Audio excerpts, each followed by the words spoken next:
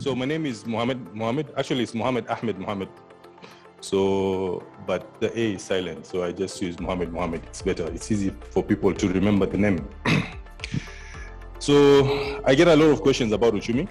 So whether Uchumi still exists and how are we surviving? And most recent, why did I take up that job? So, so Uchumi is still there. It's still trading on the stock market. We're still trading shares, and we still have a few branches. And when I took up this job, it was my personal belief that we could save this company.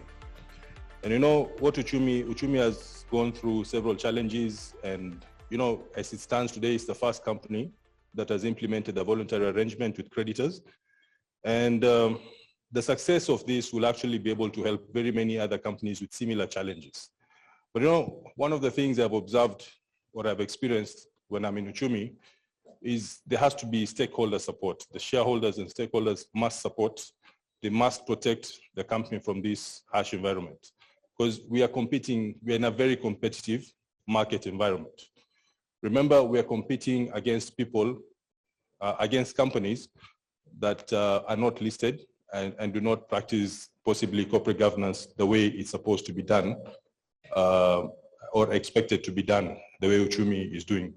So Uchumi has always been declaring its, you know, we declare our results.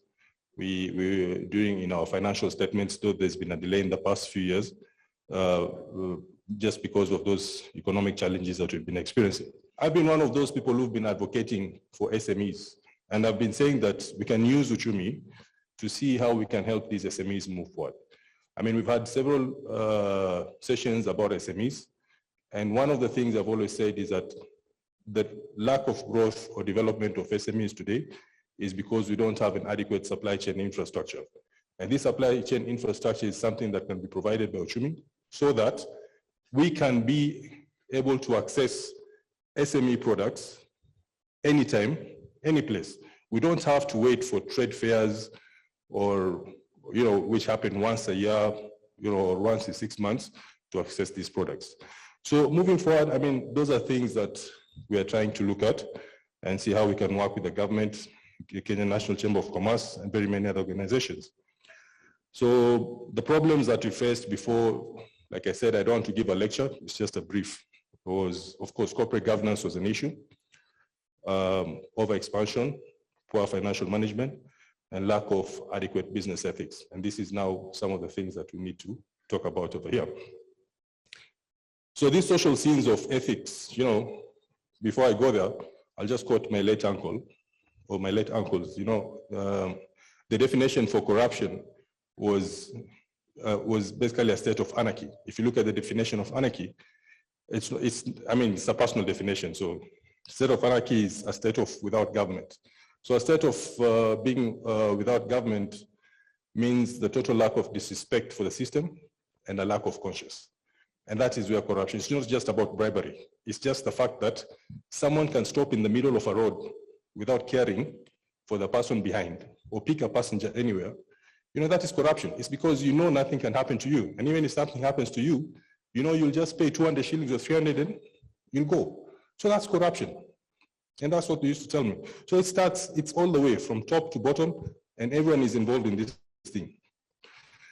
So these are the scenes. What are these scenes? You know, politics without principles, wealth without work, commerce without morality, knowledge without character, pleasure without a conscience, science without humanity, and worship without sacrifice. So there's a lot that we're doing about Uchumi right now to see how we can move it forward. And I don't think we can finish that session today, but maybe just the fact that we are trying to put in place some of the basic principles of business ethics. And, you know, this mostly is about compliance, contribution, the consequences thereafter. And that, you know, there's also an issue about people taking personal responsibility, morality, integrity. And just to quote what Honorable David Osiani said, is that, you know, you cannot police ethics. And so where do these positive ethics begin? It starts with our families, with our children, in schools. Yeah, that's where it starts.